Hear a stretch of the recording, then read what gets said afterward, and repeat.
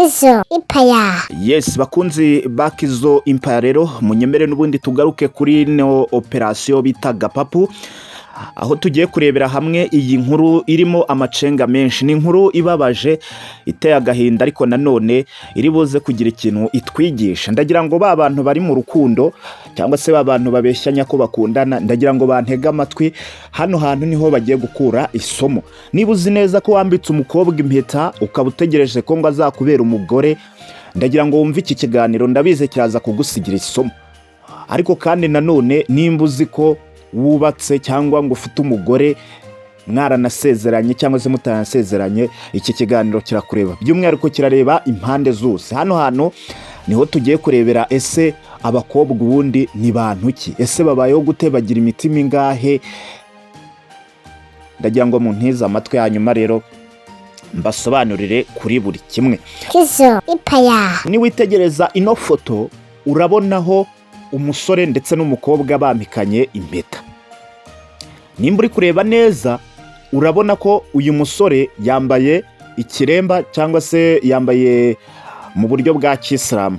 Uyu nguyu yarazwi cyane hano mu itangazamakuru, bamwita Hamisango. Uyu nguyu yarazwi cyane mu biganiro bigiye bitandukanye, by'umwihariko mu gusesengura amakuru ya showbiz cyangwa se y'imyidagaduro kuri televiziyo cyangwa se kuri TV10. Uyu nguyu Hamisango. Hanyuma uyu mukobwa mubona arimo arambika impeta, uyu nguyu bamwita Ikirezi Swara, nimba ari Swara mu sinzi ukuntu babisoma mu idini rya Kisilamu, ariko bamwita Ikirezi Swara cyangwa se Ikirezi. Reka dufate Ikirezi. Uyu nguyu mu minsi ishize uyu Hamisango yambitse impeta uyu mukobwa, bari bamaze imyaka igera kuri 3 bakundana. Ubukwe bwari butaraba ariko bwendaga kuba, kubera ko yamwambitse impeta. Ngira ngo mu minsi ishize ni n'ibintu byavuzwe cyane mu itangazamakuru, aho abantu bari bakomeje kugenda bibaza ese Hamisango azashaka umugore ryari. Hanyuma nawe aza gutungurana ashyira hanze amafoto agaragaza ko yambitse impeta y'urukundo ndetse ko bitegura no kurushinga we n'uyu mukobwa bita Ikirezi. Hanyuma rero ati byaje kugenda gute? Nimba umaze kureba ino foto ndagira ngo urebe n'iyi ngiyi rero. Iyi foto nayo ngira ngo muri kubonaho nanone undi musore wambaye nawe nkuriya n'ubundi Hamisango, nawe wambaye ikiremba cyangwa se wambaye nyine imyambaro y'idini rya Kisilamu. Uyu we bamwita Tuyishime Kalimu, cyangwa se yamamaye cyane mu biganiro nawe by'itangazamakuru by'imyidagaduro, ndetse aza no kwamamara nk'umukozi wa Skol ushinzwe ibikorwa byo kwamamaza mu ruganda rwa Skol. Uyu nguyu bakaba bamwita Kenzman. Kenzman muramuzi cyane kuri BNB umwezi, kuri Fine FM no ku yandi maradiyo. Ntabwo abakunzi b'imikino cyangwa se b'imyidagaduro baramuzi cyane. Uyu nguyu ni umukozi wo muri Skol. Uyu mukobwa nawe muri kumwe mubona yasezeranye nawe ni wowe uyu mukobwa bita Ikirezi n'ubundi. Sinzi nimba wenda mubyumvise neza. Ni ukuvuga Hamisango yambitse impeta, hanyuma Kenzman ararongora. Iyi foto muri kureba bari kumwe hano bari bagiye hehe? Mu murenge. Nimba uri no kwitegeza neza aka video ngira ngo uri kubona uyu mukobwa Kirezi Swara, nimba ari Swara Kirezi, ahangaha n'ubundi yaravuye mu murenge, ndetse n'ubukwe buraba uyu munsi ukurikiraho. Nibwo ubukwe burahita buba. Hano bari bavuye gusezerana mu murenge wa hano n'ubundi ngira ngo ni umurenge wa Nyarugenge, hanyuma ubukwe buraba uyu munsi ukurikiraho. Uyu Kenzman rero ntabwo yari umusore. Uyu Kenzman ntabwo yari umusore. Inkuru si uko yateye Gapapu, ahubwo inkuru ni uko uyu nguyu n'ubundi nawe mu mwaka wa 2021 ku itariki ngira ngo ni 19 niba atari 20 z'ukwezi kwa 11 umwaka w'2021 yasezeranye n'ubundi n'uyu mukobwa muri kureba. Uyu mukobwa muri kureba bamwita Garukutete Amila Kristela. uyu niwe wari umugore wa Kenzman. Uyu muri kureba kuri ano mafoto bakoze ubukwe. Uyu bamwita Garukutete Amila Kristela, niwe mugore wa Kenzman cyangwa se Tuyishime Karim. Uyu babanaga nk'umugore n'umugabo. Babanye uyu mugabo agikora itangazamakuru atarabona akazi muri Skol kamuha amafaranga menshi. Babanaga nk'umugore n'umugabo, basezeranye imbere y'amategeko. Ariko babana mu buzima bworoheje nyine budafite amafaranga menshi ku buryo nta kwihenura kwari kuriho icyo gihe. Hanyuma uyu Karimu cyangwa se uyu Kenzman amaze kubona akazi ko kwamamaza ibikorwa bya Skol, aho bamuhaga amafaranga menshi atubutse, yatangiye kujya aca inyuma umugore we basezeranye. Ariko mbere yuko abana n'uyu mugore yari yarigeze gukundanaho n'umuntu bita Bianca Baby, umunyamakuru wo ku Isibo. Ubu ngubu ngira ngo yagiye kuri CKFM niba mbyibuka neza, ariko Bianca baramuzi. Mbere yuko uyu Kenzman ashakana n'umugore we wa mbere, yari yarabanje gukundanaho na Bianca. Hanyuma uyu Kenzman akajya aca inyuma y'uyu mugore we bari barasezeranye, n'ubundi agasubira kwa Bianca.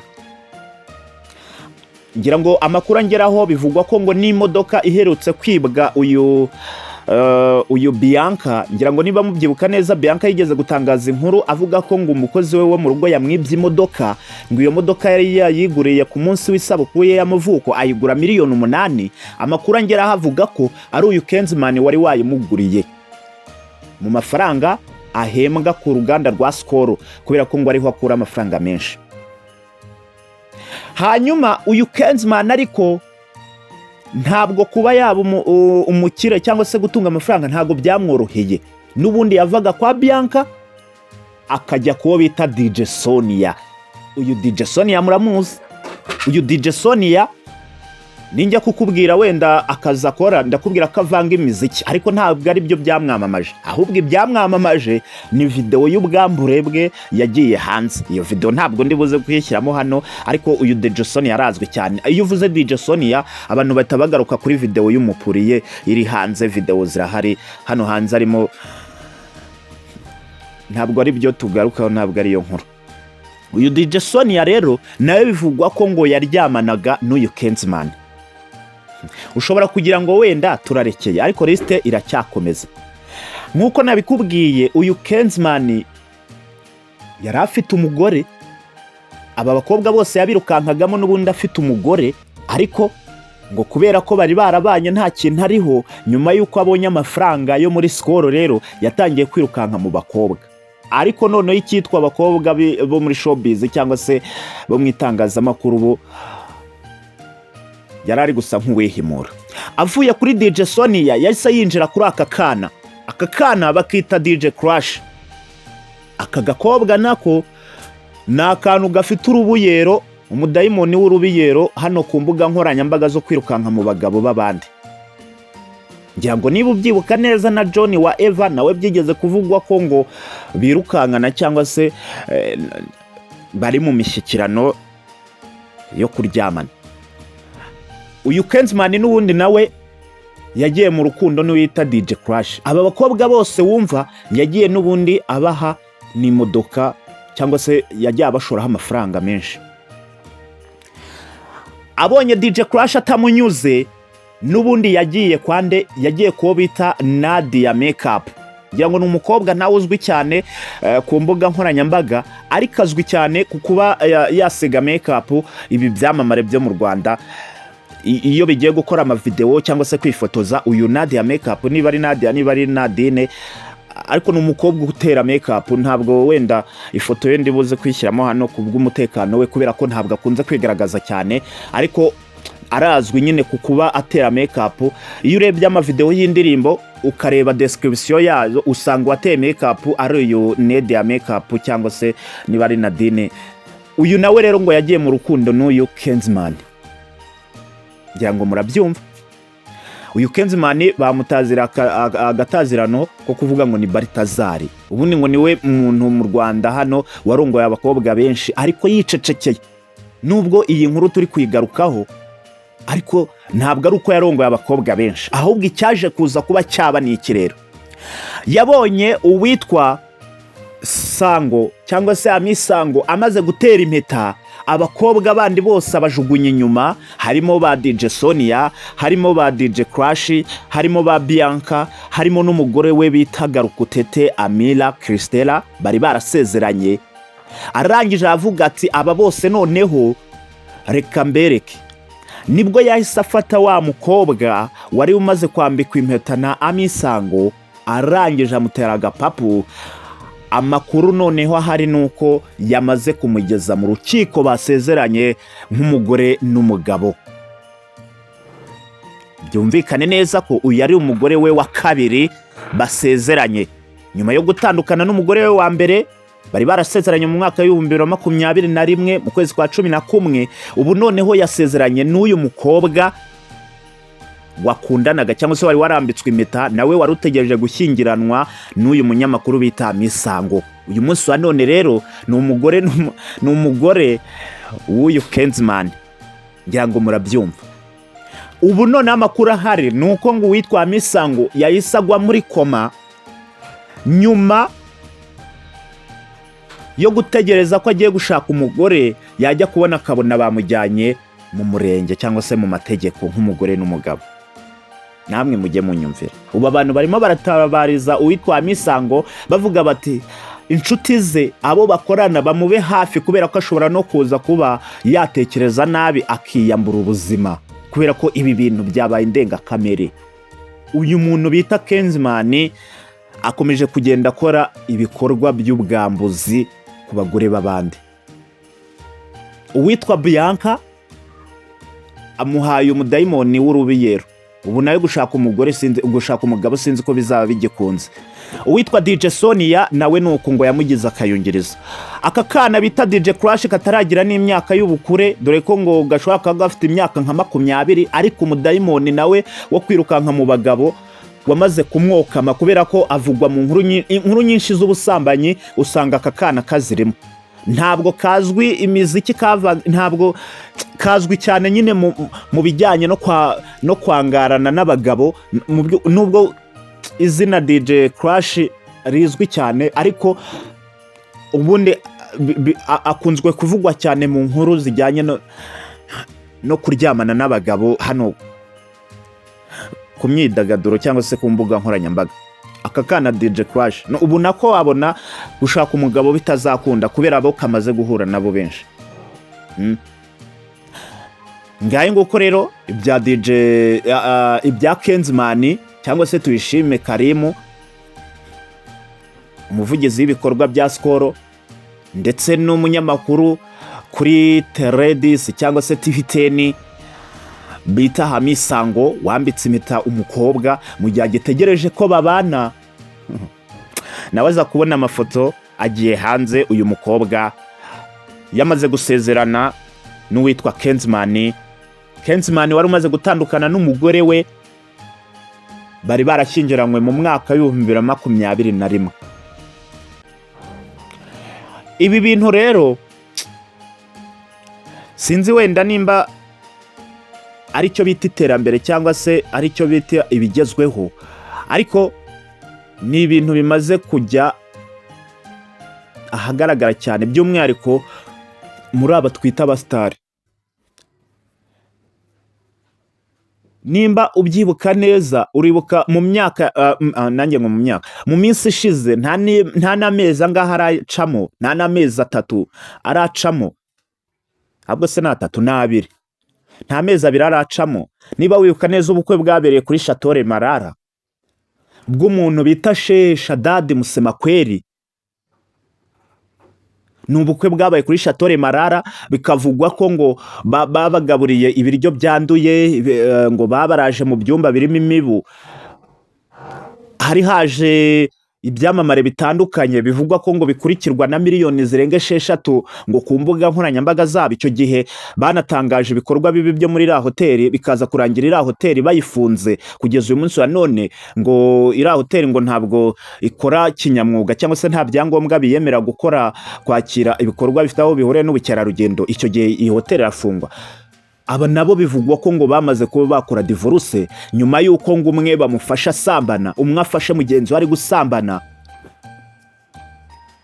hanyuma kwihangana bikaza kwanga bagahita bahana divorce. Nta n'amezi abiri aracamo, kandi ngo n'ubukwe bwatwaye asaga miliyoni 50 z'amafaranga y'u Rwanda papa. Ubu nabo bamaze gutandukana. Ejo tuzajya kumva twumve ngo uyu mugabo Shadadi nawe ngo yashatse undi mugore, cyangwa se uyu mugore we nawe yashatse undi mugabo. Mwibutse neza ko uyu Shadadi Sheikh Musemakweli ni umuvugizi w'ikipe ya Gorilla FC. Ni umuvugizi cyangwa no afite aho ahuriye n'ibikorwa bya Gorilla FC, ndetse ni n'umushoramari mwe mu cyitwa Gorilla Motors, muri kampani yitwa Gorilla Motors. Namwe mujye munyumvira. Ese ko bavuga ko ubukene ngo butanya abantu, noneho tukaba tubona n'abakire nabo batandukana, ibi byo ni ibiki? Ubu noneho ikigezweho ni iki? Aba nabo ngo bamaze gutandukana, umwe ngo ari mu Bubiligi nyuma y'uko ngo afatiwe mu bikorwa by'ubusambanyi cyangwa se guca inyuma. Nyuma y'amezi abiri bakoze ubukwe butwaye asaga miliyoni 50. Ni ubukwe bwabereye hariya ku Kibuye muri Chateau Marara. Hoteli nayo yamaze kuba yafungwa ngo bigaragara ko ngo idakora kinyamwuga cyangwa se nta byangombwa. Abandi bakanavuga ko ngo yafunzwe kubera umwanda. Hoteli imeze kuriya ngo yafunzwe kubera umwanda n'ibikorwa no kuba nta byangombwa ifite. Ibi tuzahora tubivuga, ni ibintu tuzajya tugarukaho cyane hano kuri Kizo Empire, inkuru nk'izi ngizi, ariko ntabwo tubikorera gusenya abangaba tuba twagarutseho, ahubwo tubikorera kubaka sosiyete nyarwanda kugira ngo nabo biminjiremo agafu, batekereze neza, barebe kuba wambitse umukobwa impeta ntabwo birangiriraho, ntabwo bivuze ko ari umugore wawe. Hari igihe bari gupanga nawe izindi. Kuba wasezeranye n'umugore ntabwo bihagije, ntabwo biba bihagije papa. Anytime yagutamo. Kuba ufite amafaranga ntabwo bihagije ngo ube wubatse urugo. Anytime rwasenyuka, isaha ku isaha, umunota ku wundi. Hahirwa abakene kuko ari bo bazabona ubwami bw'ijuru, niko ijambo ry'Imana rivuga. So reka mbashimire cyane rero, kuyavuga si ukuyamara, n'ubundi ejo harasohoka izindi nkuru. Ahubwo wowe ikintu bigusaba, wowe kuri iki kiganiro jya ureba munsi no video urebe nimba warakanze subscribe, nubona aho hantu hacyanditse subscribe ukandeho kugira ngo inkuru zitazajya zigucika. Mwibutse ko uri kumwe nanjye Kizo nk'ibisanzwe, iyi ni Kizo Empire. Reka twongere duhure n'ubundi mu yindi nkuru ngiye kugutegurira, mubwire ngo hasta la vista.